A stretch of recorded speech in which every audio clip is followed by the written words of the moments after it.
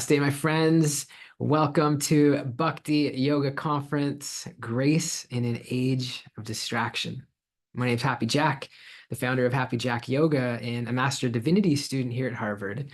And this is a journey, a spiritual journey, almost a spiritual marathon we've been on now for this is our 5th week.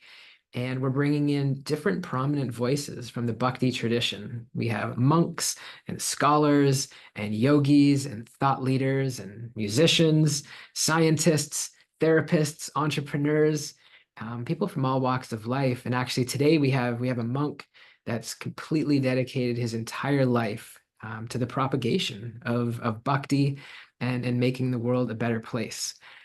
So really our wish, our hope is that you gain some insight, some inspiration to support you on your spiritual journey.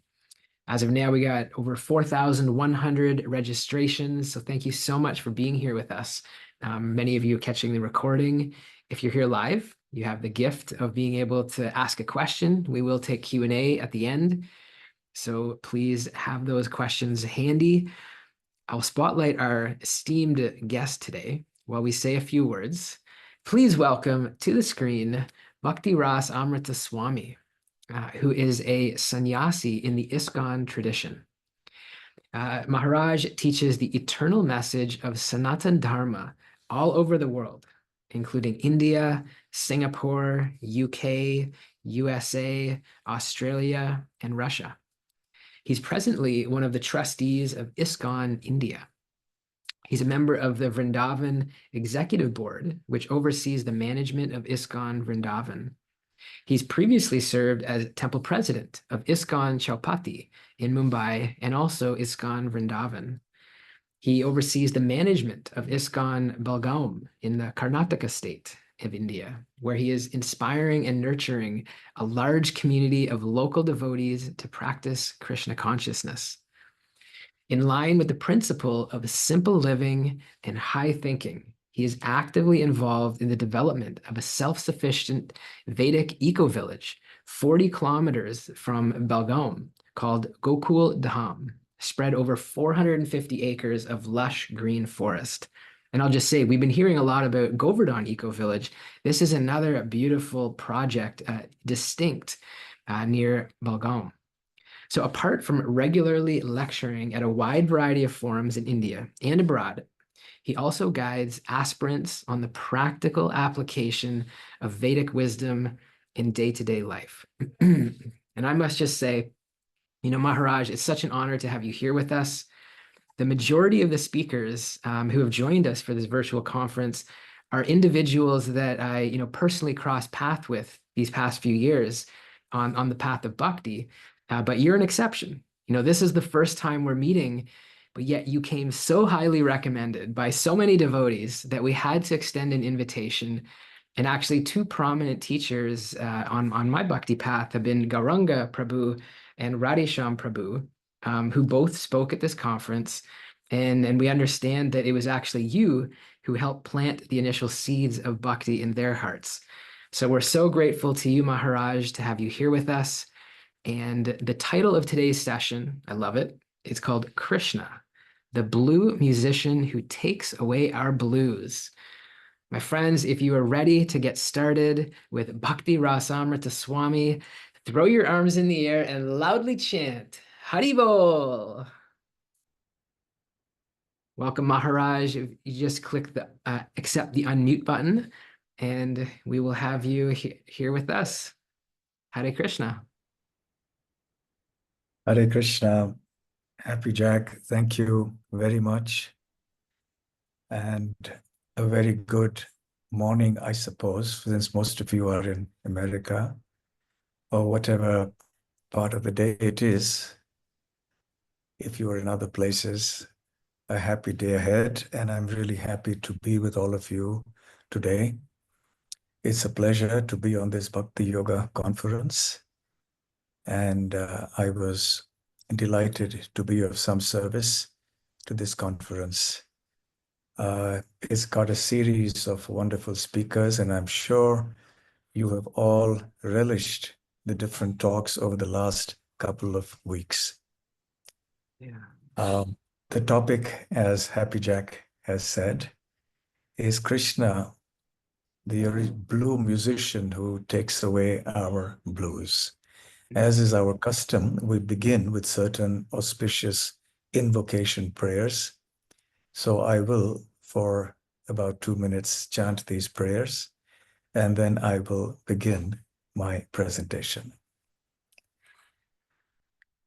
Om Ajnanatimirandhasya Jnananjanashalakaya Chakshurunmilitam Yena Tasmai Shri Gurave Namaha Shri Chaitanya Manobhishtam Sthapitam Yena Bhutale Swayam Rupa Kadamahyam Dadati Swapadantikam Vandeham Shri Guru Shri Yutapadakamalam Shri Gurun Vaishnavamscha Shri Rupam Sagrajatam Sahagana Raghunathanvitam Tam Sajivam Sadvaitam Savadhutam Parijana Sahitam Krishna Chaitanya Devam Shri Radha Krishna Padam Sahagana Lalita Shri Vishakhanvitamscha Nama Om Vishnu Padaya Krishna Presthaya Bhutale Srimate Bhakti Vedanta Swamin Niti Namine Namaste Saraswate Deve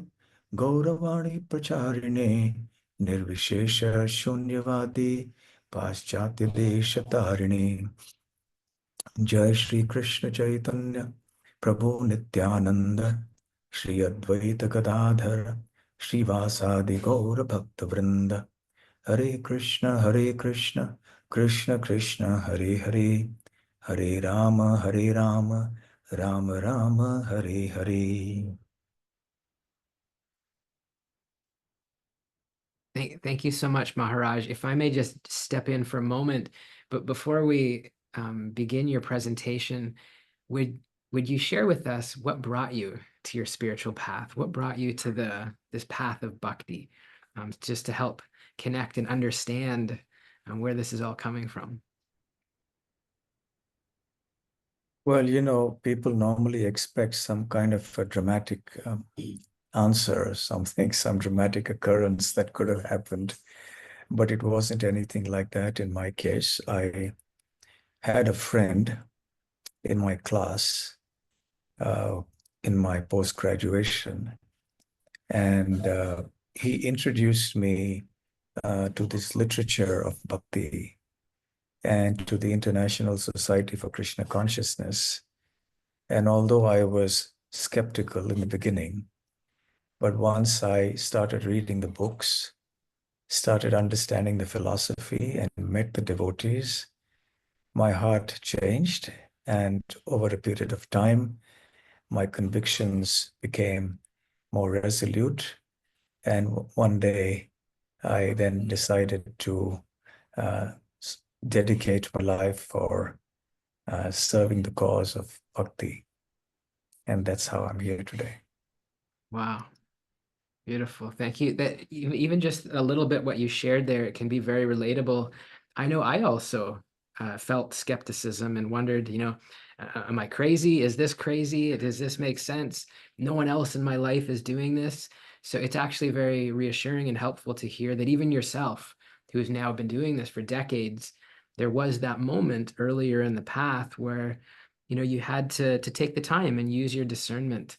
So thank you for that little anecdote. And please, Maharaj, we look forward to your presentation. Thank you. My greetings once again to everyone who is participating in this evening session. I propose to have a slide presentation, and I'll speak alongside.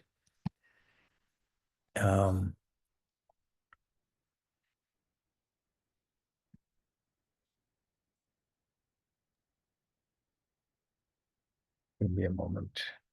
Yeah, no problem. Hare Krishna, Krishna Krishna, Hare Hare, Hare Rama, Rama Rama, Hare Hare. Hare Krishna. Is the green button down in the bottom center? Yeah.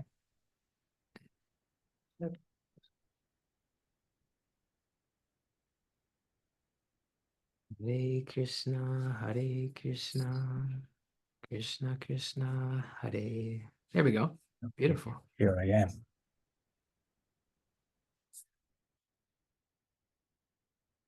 Okay, here we go. So, I thought of this topic because I was thinking of something to speak directly about Krishna. Krishna, the all-attractive personality. Philosophy is very important, of course. However, the theology, especially as it relates to Krishna, is even more exciting because it is full of what we call in Bhakti terminology rasa, or transcendental mellow. And I was thinking about this theme because we are all familiar with this word blues. It's quite common in human experience for us to go through the blues. We say, I've got the blues, or I have the blues. And it generally means that we're somewhat feeling sad or depressed, or we are low in spirit. So that's what we generally mean. It's a colloquial expression, the blues. And of course, people resort to various means to beat the blues, so to speak. And historically, we've found so many different means people have adopted. For example, in the late 19th century, the African American community in America, they evolved this whole form of genre of music, the blues music, which essentially reflected their melancholy and their yearnings in life. And also, it went beyond expressions of sadness. They expressed their joy, their resilience, and expressed many such other human emotions. So, however, today we're going to speak of another kind of music, not the kind of blues music that perhaps most people in the Western world are accustomed to speaking about. We're going to speak about a kind of music that is very familiar to followers of the Bhakti tradition, that will not only help us beat the blues, but they will also help to uplift our consciousness and come to the level of everlasting, sublime spiritual bliss, which is indeed what all of us are seeking in life. And at the center of all, when it comes to talking about this transcendental music, transcendental means to transcend matter, and go into the spiritual realm. So when we speak of this transcendental music that can take away our blues and situate us in transcendental bliss, at the very center of it all, as per the Bhakti tradition, is the original ultimate musician, Krishna, who, by the way, also happens to be God. But the interesting thing is that Krishna doesn't like to play God. Interestingly, everyone apart from God likes to be God. Those who are not God want to be God, and and the one who is God says, I don't want to be God. I just want to play my flute. So God is the ultimate original musician, but he doesn't like to play God. He likes to play the flute. He likes to engage in all sorts of sporting activities with his loving devotees. And that is what the process of bhakti is all about, to revive our original constitutional relationship that we have on the spiritual platform with Krishna, the source and origin of everything. Now, generally, when we speak of God, there are so many different conceptions that people have. For example, you may have seen these pictures of God being perhaps a very strong person, very muscular. He has to be very muscular because he has to lift all the planets and keep them afloat. In the early days of our movement, the ISKCON movement, our founder Acharya, Srila Prabhupada, had to deal with a lot of young boys and girls. They were barely in their teens, and some just entered into their adulthood.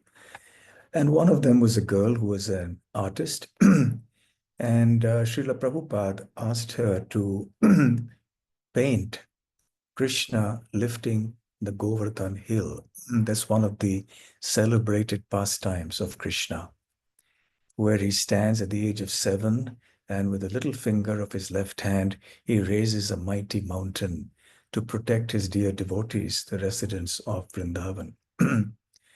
And she, in her innocence, presumed that if somebody has to lift a mountain, he has to be very muscular and really very big and strong. And then Srila Prabhupada laughed when he saw that, and he said, no, no, no. Krishna is not like this. He doesn't need to be muscular and strong from a physical point of view. Krishna is all powerful, but he's just a tender 15-year-old boy, or even less than that. He doesn't appear like a muscular boy. And then he corrected her and gave her the right conception, and then she painted a beautiful picture. So anyway, this is one of the conceptions that people have.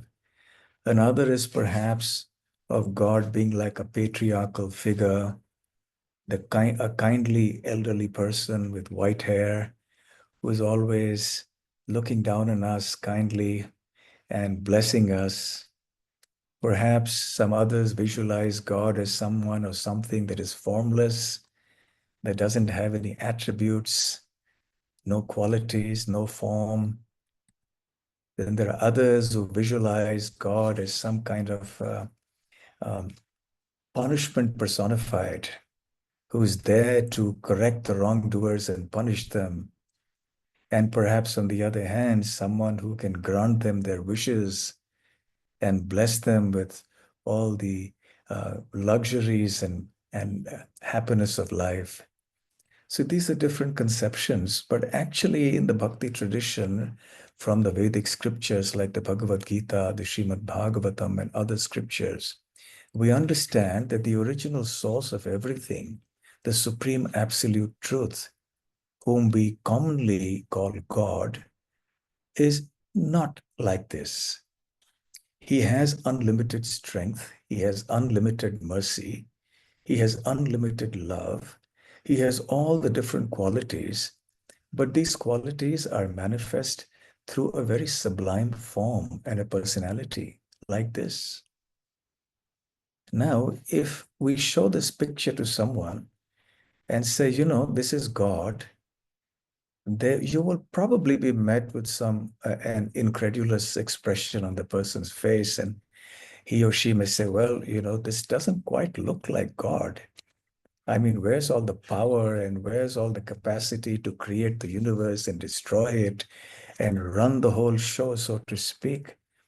But that is the very unique and fascinating part of understanding Krishna as a supreme person. Krishna is a fascinating personality to study and to love. He is the reservoir of all love, the ultimate infinite reservoir of love. The love that we have been seeking in this world, life after life, in vain. True love can never be found in this world on the material platform. Srila Prabhupada explains in his teachings, and that's what the Bhakti teachings are also, that true love can be only found on the spiritual platform when we dovetail our loving propensity to Krishna, the all-loving and all-lovable Supreme Personality. Now, we might wonder about many things when we see this picture, but the first thing that probably strikes us is the complexion. Well, in our experience, we've seen people who are white complexioned. We've seen people who are black. We've seen people who are brown, maybe yellow or something like that, but we don't really see anybody who's blue in color. That's, except of course, nowadays, I believe someone mentioned to me there are some science fiction movies where they show these persons who are blue. And then when I saw some of those pictures, I realized that they had actually taken the theme from the Bhakti scriptures, because that's what the residents of the spiritual world, they look like. They're blue complexioned like Krishna is. So in any case, so it might sound a little unusual or look a little unusual, but then yes, Krishna is indeed blue in color. And we'll talk about it in a few minutes. But that's not the only unusual thing about Krishna. He also has a childhood form. Now, in no conception of God in any part of the world do we generally see God depicted as a child. That's something that may seem to be really out of the ordinary, and something that doesn't seem to make sense, because intuitively we can understand that a child is essentially quite helpless. A child's intelligence isn't very advanced. A child isn't endowed with physical strength or maturity or discrimination. So how can a child be God? So the interesting thing is that God is God in all situations, in all circumstances, and in all forms that he may choose to take.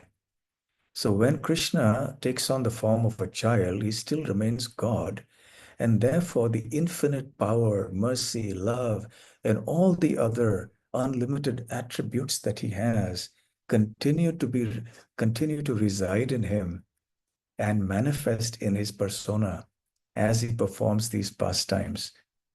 The activities of Krishna are called pastimes, as opposed to just the karma that we ordinary mortals do in this world. Karma is something that causes bondage. We perform karma being bound by the modes of nature, and then we are bound to suffer or enjoy the reactions thereof. But Krishna, being beyond karma, beyond matter, and indeed he's the Lord and controller of law of matter, of karma, as well as time. So Krishna can present himself in any form that he likes, and he remains in all situations the all-powerful, all-knowing, all-merciful, all-loving Supreme Personality of Godhead. So not only does Krishna appear as a child, but he engages in frolicsome antics, just like any normal child does. You know, children are up to a lot of mischief. They do things that make everybody happy and laugh. And so here we have a very peculiar, or what might seem like a peculiar phenomenon, where God becomes a thief. He steals butter. Now imagine, in most traditions, to say that God is a thief would be considered blasphemous, some kind of sacrilege or something. But here, this is one of the most sublime things, one of the things that melts the heart of the devotees when they think of God, God as a supreme thief. Incidentally, one who owns everything cannot be a thief. But nevertheless, this is called a pastime. And then not only does he steal, but sometimes he is scolded, he's reprimanded, and he's even punished for his mischievous acts. And his mother ties him to the grinding mortar. This is in a celebrated pastime called the Damodar Leela. So to have a conception of God as a child who is very frolicsome, sporty, who engages in all sorts of mischievous acts like stealing butter, going to people's homes and stealing butter, is rather unusual. And of course, he remains especially charming. And apart from that, yes, he herds cows too. That's his profession. Now, someone may say, well, God has a profession. Well, if we can have a profession, why can't God have a profession? So his favorite profession is to herd cows. And he goes out with his brother, Balaram, who's white complexion, by the way, and with his friends, the cowherd boys. And they have a very large number of cows and calves who go out to graze into the forest. And this is one of the most beautiful pastimes of Krishna, and one of the most talked about affinities that Krishna has, which is for the cows. That's why in the Bhakti culture, in the Vedic culture in general, cows are considered very holy, um, very pristine, sublime, because they're connected to Krishna, because Krishna loves the cows, so we love the cows. It's as simple as that. So this is another extraordinary feature of Krishna as the Supreme Lord, who doesn't act as a Supreme Lord. Note that in these pastimes, it doesn't give us the impression that here is an almighty person who runs the show in the entire creation. He's just a tender looking 10, 12, 14-year-old boy. And then, yes, even though he's a boy in Vrindavan, which is his abode, he performs very extraordinary pastimes like killing gigantic demons. At this, the pastimes that we see here, Krishna is aged less than 10, but still he can kill mighty demons effortlessly because, as I mentioned, he retains his infinite strength in all the forms that he manifests. So yes, he comes down here to this earth, he kills demons. He doesn't actually need to descend here physically in order to do all these things, but he nevertheless does them in order to protect his devotees and also to give pleasure to his devotees. So the purpose for the descent or the incarnation of Krishna is primarily to protect and give happiness to his devotees. And then, yes, Krishna has his gopis. Gopis are the milkmaids of Vrindavan, the cowherding ladies and girls of Vrindavan. Krishna is a cowherd, and the whole village is full of cowherds.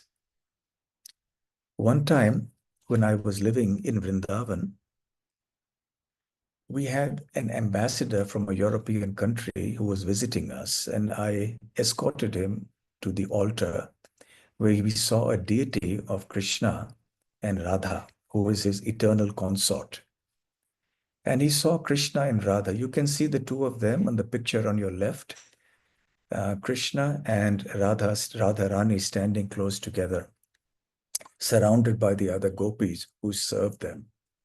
So when he saw the deity of Krishna and Radharani, he said, oh, God has girlfriends too. So I said, yes. If human beings can have girlfriends, why can't God have a girlfriend? And Srila Prabhupada in the Krishna book begins like that. And he says, people ask, who is this blue boy? And who is this girl standing next to him?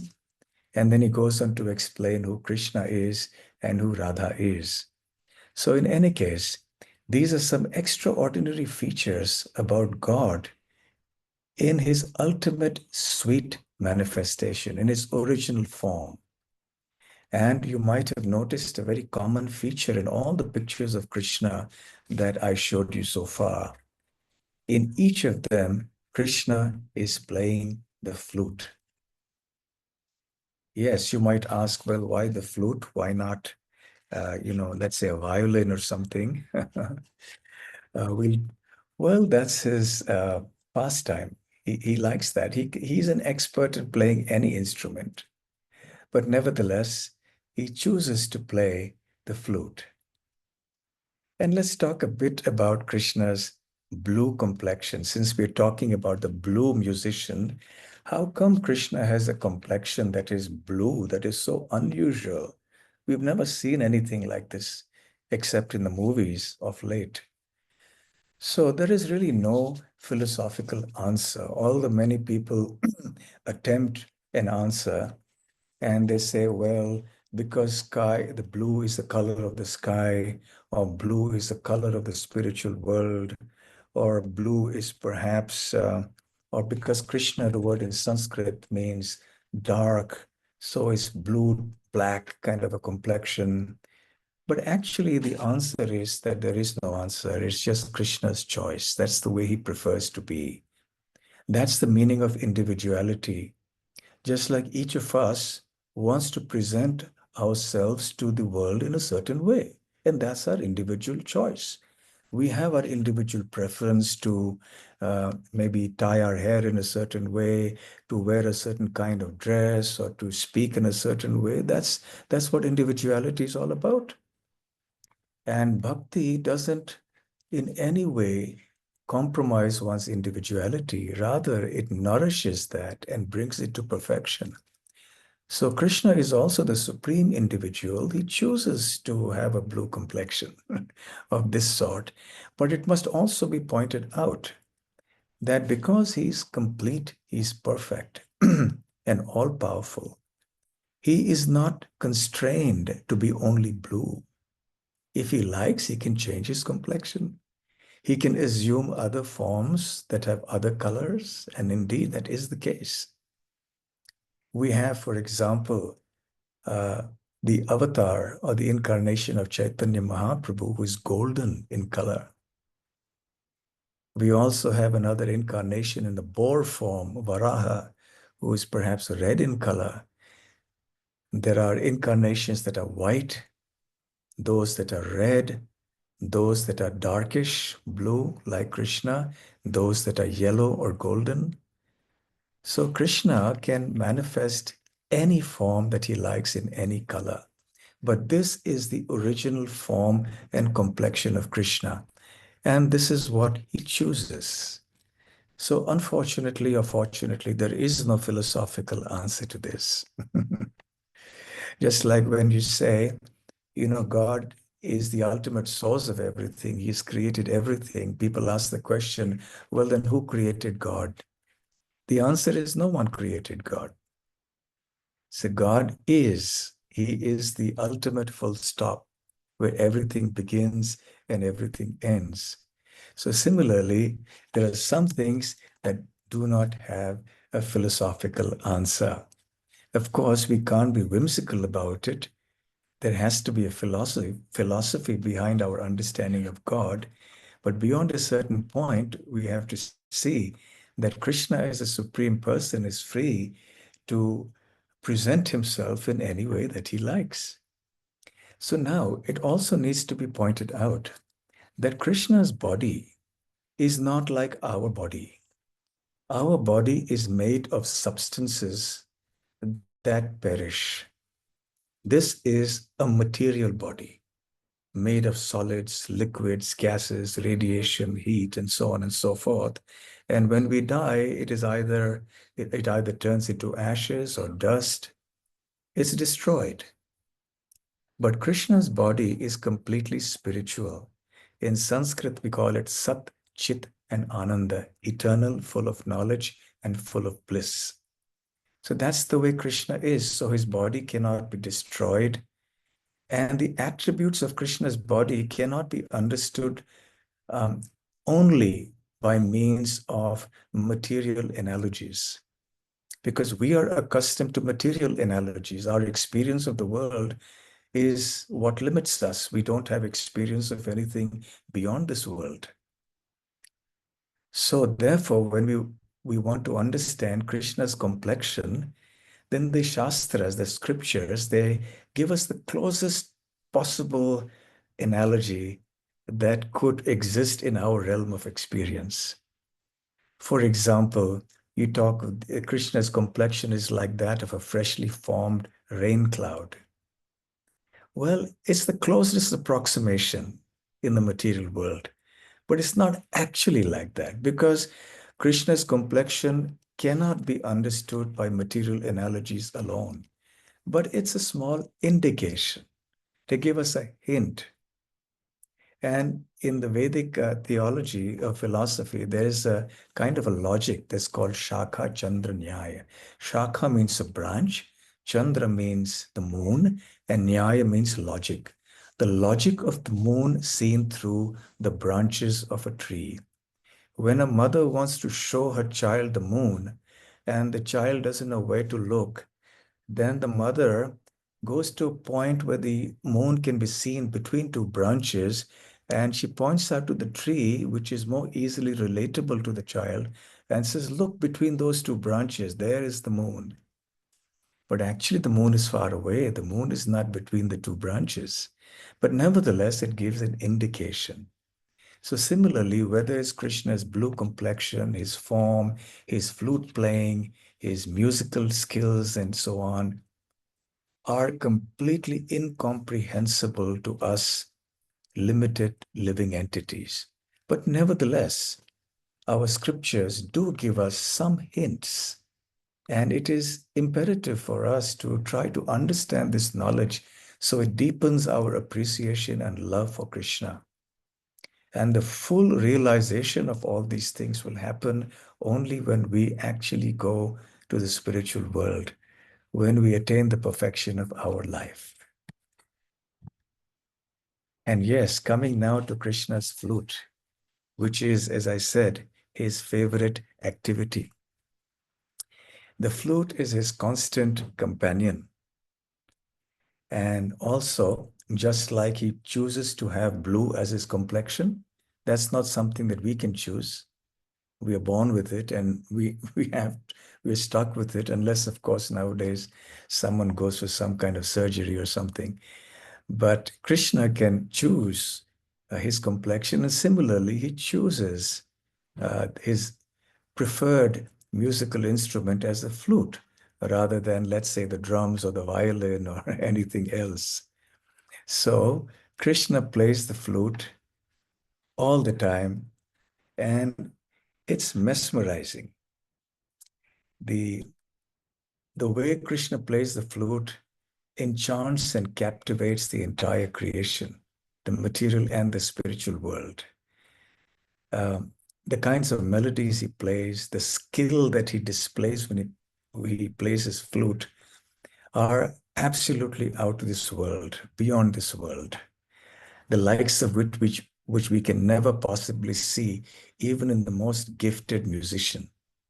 It's just not possible to even come close to Krishna's expertise in music, and specifically when it comes to playing the flute. So Krishna has his flute. He has a variety of flutes, actually, many different types of flutes, just like a musician has a variety of instruments. A violinist would have a couple of violins, and the musician may choose a particular violin for a particular occasion. So similarly, Krishna has multiple flutes. And the effects of Krishna's flute on anyone and everyone who hears this divine transcendental sound is one of complete delight and rapture. We also have experience in hearing delightful music, even though that music may be worldly music. But if there's something that is really melodious uh, and sweet, we become very enchanted. So just imagine when Krishna, the Supreme Personality, the Supreme Musician, plays the flute, what kind of impact it would have on the minds of the people who are fortunate enough to listen to it. The kind of raptures that the listeners of the flute get into is quite indescribable. It's bewitching. It's completely intoxicating. Even ordinary music has some kind of an effect like that. But this is just a glimmer or a glimpse of what Krishna's flute playing can do to those who hear. He transports them into an ocean of spiritual bliss. Just that playing of the flute. In particular, Krishna's flute playing finds its perfection, its acme, its zenith in Vrindavan when he's grazing the cows or when he's with the gopis and so on. So, and all the residents of Vrindavan just love Krishna when he plays the flute. They become irresistibly attracted to him. So let's consider some of the results of Krishna's playing the flute on different categories of entities. First of all, let's consider the role of Krishna's flute playing in the creation of this whole universe. We hear from the Vedic scriptures that Brahma is the creator of the universe, but he is the secondary creator, not the primary creator. The primary creator is, of course, Krishna. But Krishna um, doesn't actually do it himself. He delegates this task, he outsources it to his representatives. And in each universe, and yes, we do have many universes. Modern physics is speaking about multiverses and so on. It's an idea perhaps whose time has come, but it's been there in the Vedic scriptures for a long time. And each universe has a Brahma. You can see Brahma there on the top of a lotus flower. He has four heads, at least our Brahma does. And Krishna's flute playing is the origin of all sound. Actually, sound is the basis of creation of the entire cosmos. And we've also heard the phrase, in the beginning was the word. Yes, the word is sound. And that original sound is Krishna's flute. And as Krishna plays the flute, he also has to ensure that his dear representatives like Brahma are suitably empowered to discharge the functions that they are meant to. So Krishna's flute playing has an enormous impact on Brahma's consciousness. The sound of Krishna's flute enters into his ears as the famous Gayatri mantra. We won't talk much about this Gayatri mantra. Suffice it to say that it's a very famous mantra that is chanted. Those familiar with the Vedic culture will surely have heard of it. And then it comes out from Brahma's mouth as the Vedas. Veda refers to the original source of knowledge, the fountainhead of knowledge. And it all comes from Krishna, who then distributes it via his flute through these great personalities like Brahma. So on the right side of the slide, you see Brahma being the source of a variety of skills and branches of knowledge that we see within this universe. Then let's see the kind of effects that Krishna's flute has on the animals of Vrindavan. You see, in Vrindavan, even the animals are devotees. The trees are devotees. All are conscious. The air, the water, the grass, the birds, all are devotees of Krishna. And when Krishna plays the flute, according to the Srimad Bhagavatam, the seer becomes so mesmerized. They approach Krishna as if they're intoxicated, and they look at him very affectionately. Actually, deer are very attracted to melodious music, and that is incidentally how many cruel hunters trap deer. They play melodious music, and the deer comes nearby and stands there transfixed, and as if in some kind of a trance, being allured by that enchanting music. And then the hunter, the cruel hunter, then catches the deer and does whatever he has to do with it. So, but Krishna is the all kind, all loving personality. So the deer just come and stand next to him, hearing his flute song, and they become mesmerized. The cows, according to the Srimad Bhagavatam, when they hear Krishna's flute, they also get transported into ecstasy. They experience such happiness. Their ears are upraised and they try to expand their ears so that they can, as if they're trying to drink in the nectar of Krishna's flute song through their ears. And the calves who have been suckling their mothers, and they have their mouths full of milk, mother's milk, but they forget to swallow. When they hear Krishna's flute song, they just remain there, transfixed there. The birds, they rise into the top of the trees to see Krishna, and then with their eyes closed, they simply listen to that sound, not being attracted to any other sound. It appears, the Srimad Bhagavatam says, that these birds are like great sages who are sitting in rapt meditation. And then the peacocks, when they hear Krishna's flute song, they just go mad and they dance.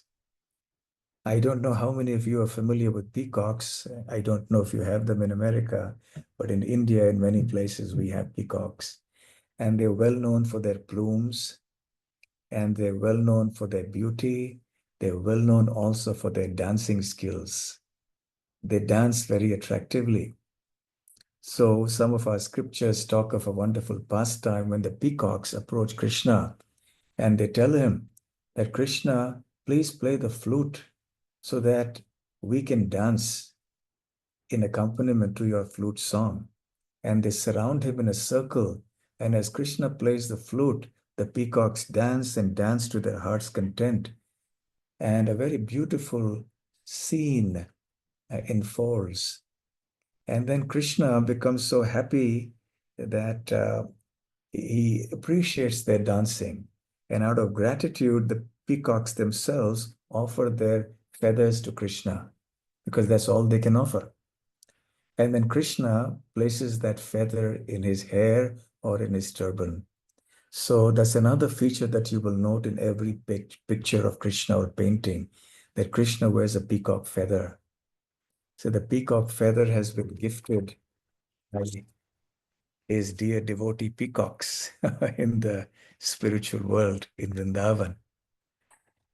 Just like there is Brahma, there are also very powerful personalities who are given responsibilities to um, administer the universe. Just like in a country, you may have ministers who are in charge of agriculture, defense, and foreign affairs, and so on. So in the universe also, you have someone who looks after the sun, the moon, and so on and so forth. So these demigods, these higher personalities living in higher planets, they also become mesmerized, even though they are great scholars and very eminent, powerful personalities, they become completely bewildered upon hearing Krishna's flute song, and they can simply bow their heads down and become grave. There are many, many such instances and passages in the scriptures. And what to speak of the cowherd boys who are accompanying Krishna all day long in the forest as he grazes the cows? They engage in many fun and games, in many pastimes of fun and games with him and Balaram, his older brother. And when Krishna plays the flute, the cowherd boys are also filled with indescribable bliss. And they also play their flutes and their bugles, and there's a happy orchestra that's formed. I mentioned earlier that Krishna loves cows, and therefore he's called Gopal, he's called Govinda, etc. One who's a protector and the tender of cows. So when Krishna, along with his friends, takes the cows out, they graze in the forest all day long. And when it's time to come back home, Krishna plays on his flute and calls each of the cows back. With the sound of his flute, each cow understands that Krishna is calling my name, and she rushes to him. So here is a nice traditional painting from Vrindavan and that part of the country, folk painting, which shows how the cows are rushing towards Krishna as he calls them. Come on, it's time to go home now. You've been grazing all day in the forest, and now it's time to return. So Krishna calls them and they all come. And it's interesting that he calls them with his flute. Now, of course, in this day and age, where is one going to hear the sound of Krishna's flute? That's not possible for us. But it's interesting for us to know that the greatest effect that Krishna's flute has amongst all categories of entities is on the cowherd maidens, the cowherd girls of Vrindavan, called the gopis. It is quite, it is like nothing else. When the gopis hear the sound of Krishna's flute from a distance, they leave everything. They leave their homes, they leave their families, they leave everything. And they're not even concerned about their physical safety. They just rush into the forest to be with Krishna as he's playing his flute. So this is the effect that Krishna's flute has on the gopis and others. That, of course, is a subject in itself. So now the question arises, what do? We can't have the good fortune of hearing Krishna's flute. Well, yes and no. We may not hear Krishna's flute as a flute, but that same flute song is manifested itself in the form of the chanting of the holy names. So that blue musician, Krishna, has come in a golden form as Sri Chaitanya Mahaprabhu about 500 years ago in India, in Bengal. And he has propagated or inaugurated the congregational chanting of the holy names of Lord Krishna as a means to attain love for Krishna.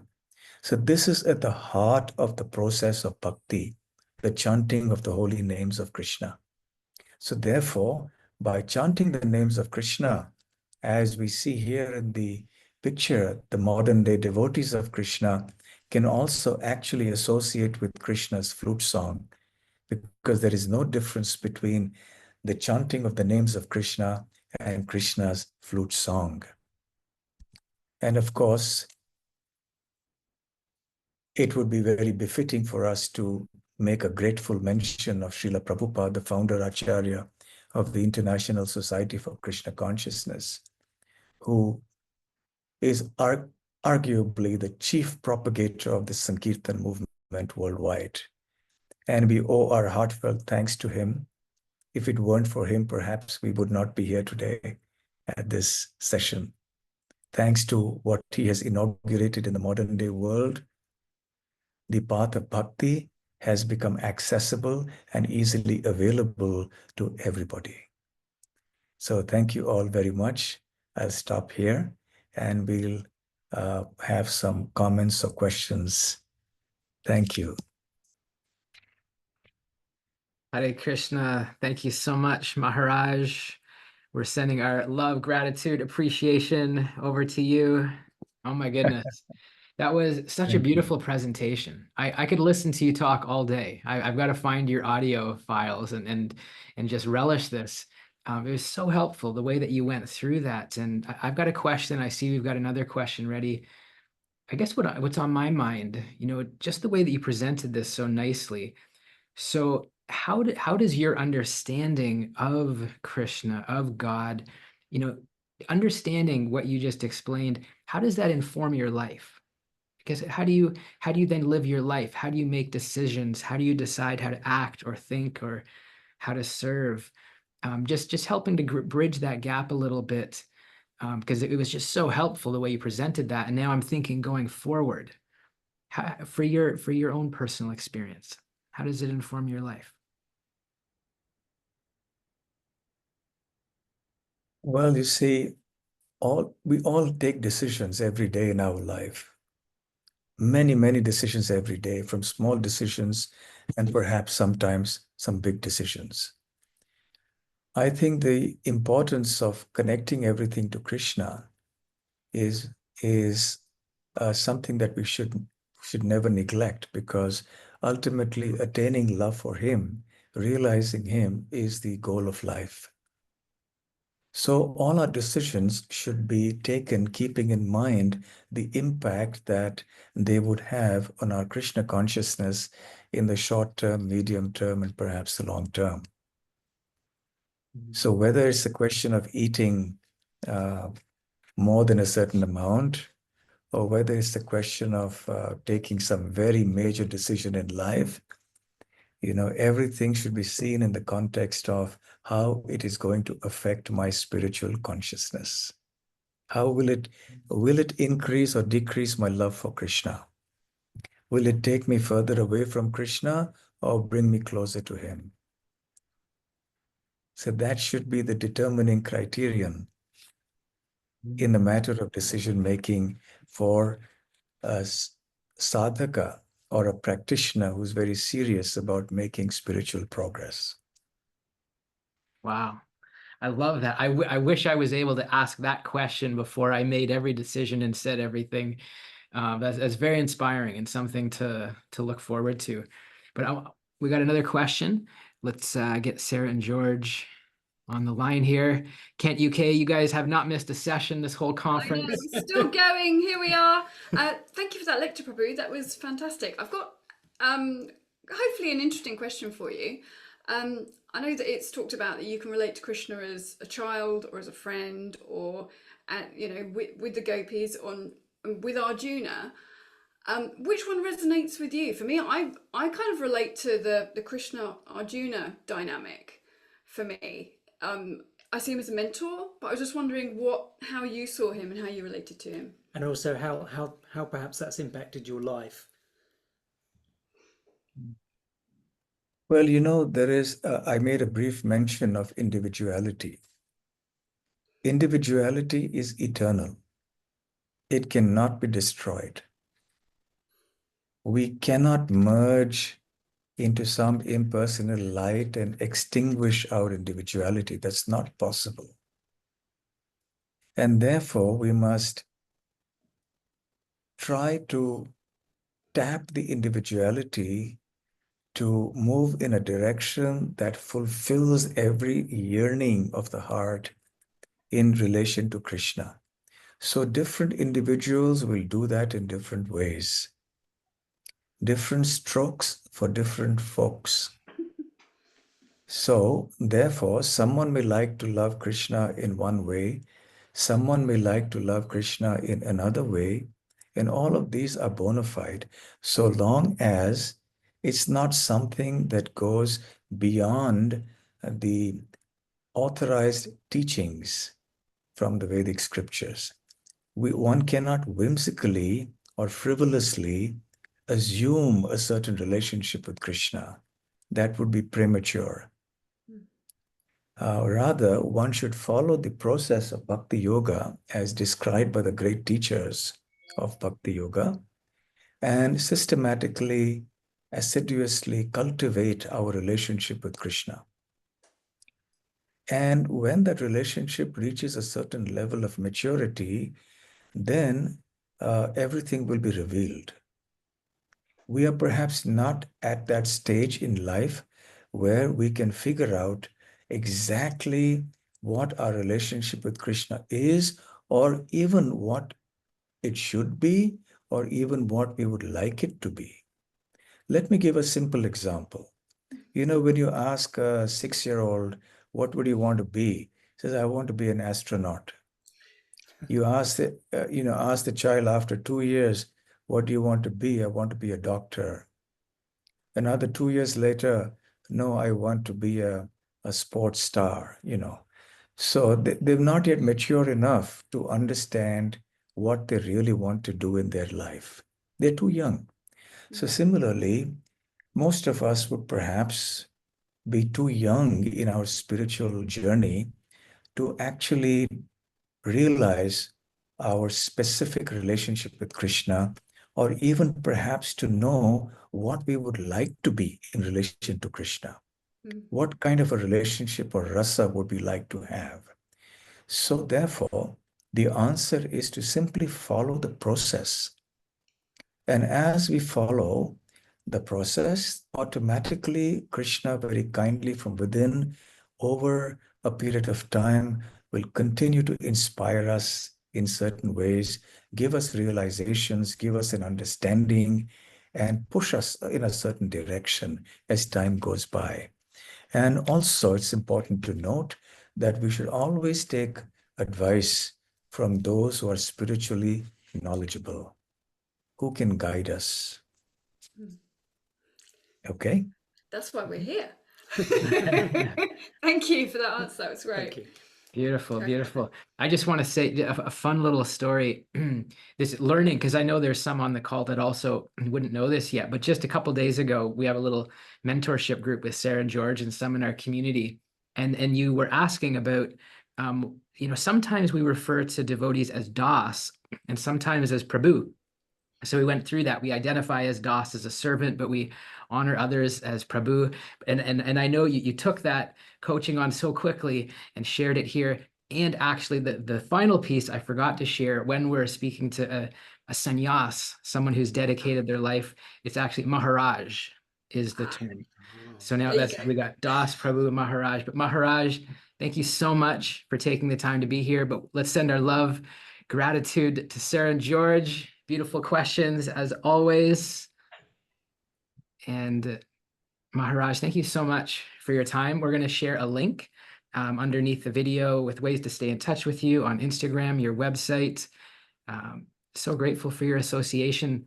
Would you leave us with some parting words as we move forward on this bhakti path, as we absorb this information and go off into the world? What would you leave us with?